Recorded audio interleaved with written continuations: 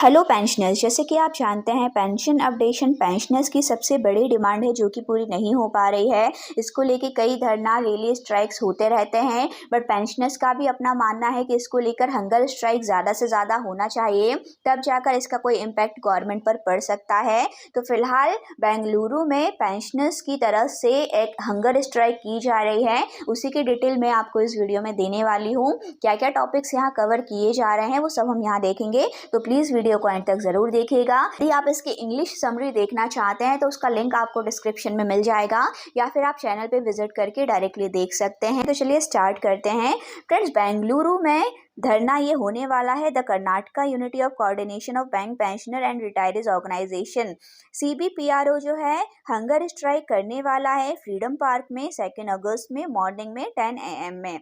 तो ये जो किया जा रहा है डिमॉन्स्ट्रेशंस, ऐसे कई डिमॉन्स्ट्रेशंस या धरना पहले भी हो चुके हैं जुलाई और अगस्त के महीने में, उसी का आगे का ये पार्ट है। 100 of farmer bank employ are expected to participate.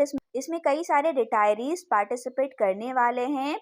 IBA to address long standing grievances affecting senior and super senior banking retirees. तो जितने भी सीनियर हैं और सुपर सीनियर्स हैं उन सभी की शिकायतों को यहाँ रखा जाएगा। अब अगर हम बात करें कि इसमें क्या क्या डिमांड्स को शामिल किया गया है, तो सबसे पहला है पीरियडिक पेंशन अपडेशन, कि समय समय पे पेंशन अपडेशन होना चाहिए। अगर हम बात करें पेंशन रेगुलेशंस की तो 35 अगर हम बात करें पेंशन रेगुलेशंस की तो उसका क्लोज जो है 35.1 उसे एक्चुअली इम्प्लीमेंट किया जाना चाहिए, जिसके अकॉर्डिंग पीरियडिक पेंशन अपडेशन होना चाहिए, RBI के पैटर्न के हिसाब से होना चाहिए। सेकंड, इन्होंने पॉइंट रखा है स्पेशल अलाउंस को इंक्लूड करने का। फ्रेंड्स, स्पेशल अलाउंस इंक्लूड करना बहुत ज़रूरी है, इससे उनकी पेंशन में बहुत ज़्यादा अंतर आएगा। यदि आप जानना चाहते हैं कि इससे पेंशनर्स में क्या अंतर आ सकता है तो आप कमेंट सेक्शन में ज़रूर बताइएगा। इसका एक डिटेल्ड वीडियो मैं आपको बनाकर दूंगी कि स्पेशल अलाउंस क्यों मर्ज किया जाना चाहिए, क्यों इसकी डिमांड उठ रही है, ताकि आप ये समझ लीजिए अभी कि पेंशनर्स के लिए ये बहुत ज़रूरी है। थर्ड है इसमें reimbursement of medical insurance premium. जैसे कि आप जानते हैं कि अभी जो इंश्योरेंस का प्रीमियम है उसका बर्डन रिटायरीज पर ही आ रहा है, बट इसको बैंक की तरफ से बियर किया जाना चाहिए, ऐसी डिमांड है रिटायरीज की, क्योंकि ये जो एज होती है उसमें सबसे ज़्यादा एक्सपेंसेस होते हैं मेडिकल पर, और वही बर्डन अगर खुद रिटायरीज पर आता है तो वो उनके लिए बहुत ज़्यादा प्रॉब्लम हो जाती है। तो इसका पहले तो ज़्यादा से ज़्यादा सम एश्योर्ड दिया जाना चाहिए, प्लस बैंक की तरफ से इसे कवर किया जाना चाहिए। फोर्थ है यहाँ पे parity of SBI pensioners, uniform basic pension, एक सी पेंशन होनी चाहिए सभी SBI पेंशनर्स के लिए, जो अदर रिटायरीज हैं सभी के लिए। तो लास्ट रन जो होता है उसका 50% यहाँ पर दिया जाना चाहिए। फिफ्थ, अगर बात करें coverage of initially excluded retirees, inclusion of the fewer than 1000 bank retirees who missed the original pension option, mirroring RBI corrective measures. तो यहाँ पर एक्चुअली कुछ ऐसे बैंक एम्प्लॉयज़ हैं कि जब स्टार्टिंग में अनाउंस किया गया था कि OPS चाहिए या NPS चाहिए, तो जो भी कैलकुलेशन समझाई गई थी उसके अकॉर्डिंग कई ऐसे पेंशनर्स थे जिन्होंने नहीं चुन पाया था ओल्ड पेंशन स्कीम को, उन्होंने NPS में ज़्यादा फ़ायदा देखा था, बट लास्ट में बाद में जाके वो उसे चेंज करना चाहते थे, जो मौका उन्हें नहीं मिल पाया है। तो ऐसे बहुत सारे रिटायरीज़ हैं, तो अब रिक्वेस्ट की जा रही है कि उनको मौका दिया जाए अगर वो शामिल होना चाहते हैं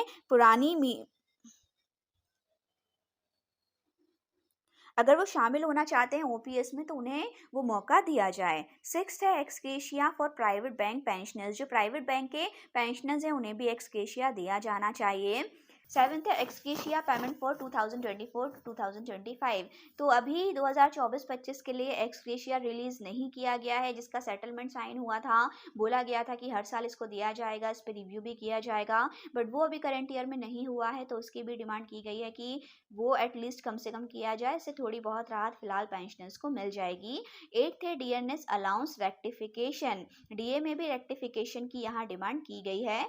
नाइन्थ है reversion of old pension scheme, तो न्यू पेंशन स्कीम जो कि NPS लाया गया है उसकी जगह डिमांड की जा रही है कि वापस से जो ओल्ड पेंशन स्कीम है उसे ही लाई जाए। तो इससे पुराने जो एम्प्लॉयज़ हैं, रिटायरीज़ हैं, उन्हें तो फ़ायदा होगा ही होगा, साथ ही जो आने वाले फ्यूचर जनरेशन है बैंक की, उन एम्प्लॉयज़ को भी फ़ायदा होगा क्योंकि आगे जाके उन्हें भी पेंशनर बनना ही है। तो ओल्ड पेंशन स्कीम बहुत ज़रूरी है। 10th है यहाँ पर consultative status for pensioners organisation. तो यहाँ पर सीबीपीआरओ चाहता है कि उन्हें फॉर्मल नेगोशिएशन की जो है परमिशन दी जाए। अभी कोई भी एक ऐसी ऑर्गेनाइजेशन पर्टिकुलर पेंशनर्स के लिए नहीं काम कर पा रही है, तो वो सब होना चाहिए ताकि पेंशनर्स की तरफ से भी फॉर्मली कोई फाइट कर सके, तो उसकी भी डिमांड यहाँ रखी गई है। तो फ्रेंड्स, इस तरीके से ये जो मेन मुद्दे हैं पेंशनर्स से रिलेटेड, उन सभी को यहाँ पर ध्यान में रखते हुए ये हंगर स्ट्राइक और धरना किया जा रहा है। आपकी इसके बारे में क्या राय है, कमेंट सेक्शन में ज़रूर बताइएगा। बाकी इससे रिलेटेड आगे और जो भी इन्फॉर्मेशन मिलेगी हम आपके साथ शेयर ज़रूर करेंगे। एंड फ्रेंड्स, यदि आप पेंशनर्स हैं, आपकी फैमिली में कोई पेंशनर्स हैं, तो हम उनसे related videos Hindi and English में आपके लिए लेकर आते रहते हैं। तो प्लीज़ यदि चैनल को सब्सक्राइब नहीं किया है तो ज़रूर कर लीजिएगा, ताकि ऐसे सारी इन्फॉर्मेशन आपको मिलती रहे। Thank you for watching.